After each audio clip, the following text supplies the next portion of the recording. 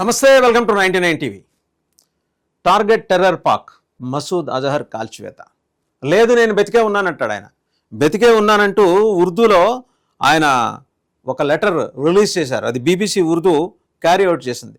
BBC ఉద్దేశం కూడా మనకి ఇక్కడ స్పష్టంగా అర్థం అవ్వాలి. బీబీసీ పాటిస్తున్న వివక్షాపూరిత ధోరణి మీద భారత విదేశాంగ మంత్రిత్వ శాఖ, భారత సమాచార మంత్రిత్వ శాఖ కూడా అభ్యంతరాలు వ్యక్తం చేస్తూ బీబీసీకి లెటర్స్ పంపినాయి. సరే, ఆయన ఏం రాశాడో ఒకసారి చూద్దాం. Terrorist Masood Azhar says his 10 family members, 3 associates killed by Indian missile strike in Bahawalpur threatens counter attack. బహవాల్పూర్లో జరిగిన ఉగ్ర శిబిరం మీద దాడిలో తనకు 10 మంది బంధువులు, 3 సన్నిహితులు ని ఇండియన్ మిసైల్ స్ట్రైక్ చంపేసింది. బట్ నేను బతికే ఉన్నాను, నేను చనిపోయానని చెప్తూ వస్తున్న వార్తల్లో నిరాధారం. ఏమో చనిపోయినా అతని పేరుతో లెటర్స్ రిలీజ్ చేసే సంస్కృతి పాకిస్తాన్ ఉగ్ర ముఠాలకు ఉంది. ఎలాగో Pakistani terrorist Maulana Masood Azhar, the head of Pakistan based Islamic terrorist organisation Jaish-e-Mohammed, has stated that 10 of his family members, including his elder sister and her family, have been killed in the Indian missile strike on Masjid Subhan Allah in Bahawalpur, Pakistan. పాకిస్తాన్లోని బహవాల్పూర్లో ఉన్న మసీద్ సుభాన్ అల్లా మీద జరిగిన missile స్ట్రైక్లో తన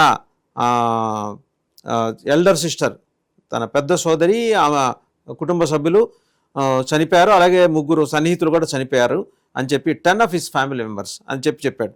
A report in BBC Urdu mentioned that the deceased included Maulana Masood Azhar's elder sister and her husband. ఆయన పెద్ద సోదరి, ఆయన బావ, Masood Azhar's nephew and his wife, మేనలుడు భార్య, ఎనదర్ నీస్, ఇంకొక మేనకోడలు, and 5 children from his family, ఇంకొక 5 తంపరగా ఉండే ఆ ఉగ్ర శిబిరంలో పెరుగుతున్న వాళ్ళు. The statement also added that a close aide of Azhar, his mother, along with 2 other associates were killed in the missile strike in the Jaish-e-Mohammed building on Tuesday night అని చెప్పుకుంటూ వచ్చాడు. ఆయనకి చాలా సన్నిహితుడైన వ్యక్తి, వారి తల్లి, అలాగే ఇంకొక 2 అసోసియేట్స్ కూడా మృతి చెందారని చెప్పేసి అంటూ, ఇది ఒకసారి కెమెరా కూడా ఇటు చూపించాలి. ఒకసారి కనుక చూస్తే ఉర్దూలో ఆయన రిలీజ్ చేసిన లెటర్ ఇది. మళ్ళీ మనం పక్క విండోలో కూడా ప్లే చేస్తాం. బట్ ఉర్దూలో ఆయన రిలీజ్ చేసిన లెటర్ అని చెప్తూ బీబీసీ ప్లే చేసింది ఇదే. సో ఆయన అందులో నన్ను చంపకుండా వదిలేసి తప్పు చేశారు ఆయన అనేది. మరి ఆయన చంపకుండా వదిలేసి తప్పు చేశారట. సరే, ఎందుకు తప్పు చేశారో ప్రధానమంత్రి మోడీ సమాధానం చెప్పాలనేది కూడా. Azhar has released an angry statement against India and PM Modi declaring violence and counter attacks. మీ బతుకే హింస, మీ బతుకే దరిద్రం, మీ బతుకే కౌంటర్ అటాక్స్, కౌంటర్ అటాక్స్. దేనికోసం బతుకుతున్నామో, పుట్టిన జీవితానికి ఒక లక్ష్యం ఉందో లేదో తెలియకుండా చచ్చిపోయిన తర్వాత దొరికే స్వర్గం కోసం పాకులాడే మీ ఉగ్రవాద మానసిక ఛాందస భావజాలంతో ఎంతమంది చిన్న పిల్లల్ని కూడా పొట్టన పెట్టుకుంటున్నారు ఇక్కడ అర్థమవుతుంది. 5 పిల్లలు చనిపోయారట. మరి ఆయన కూడా పిల్లలు ఎవరైనా చిల్డ్రన్ అండి. Azhar reportedly said, "This atrocity broke all the rules. No one should hope for any mercy now."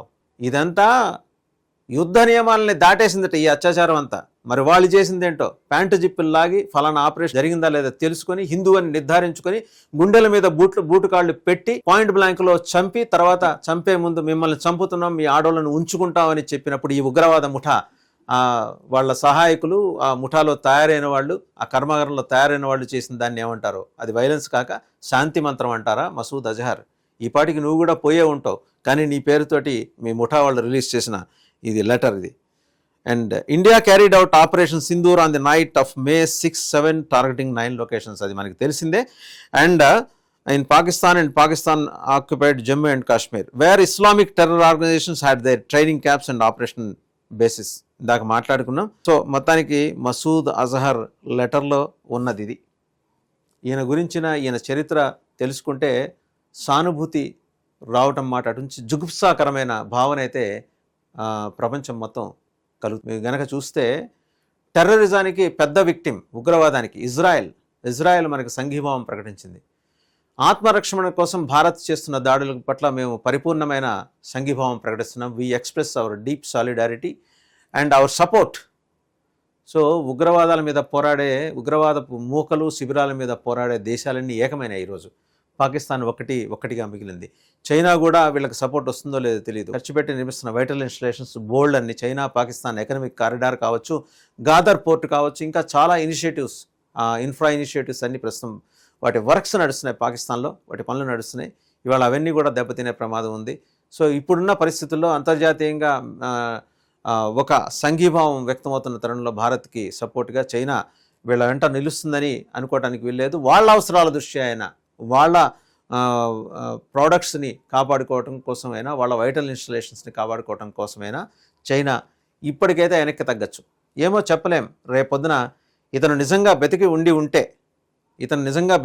ఉంటే వెళ్ళి చైనాలో తలదాచుకున్నా ఆశ్చర్యపోనక్కర్లేదు.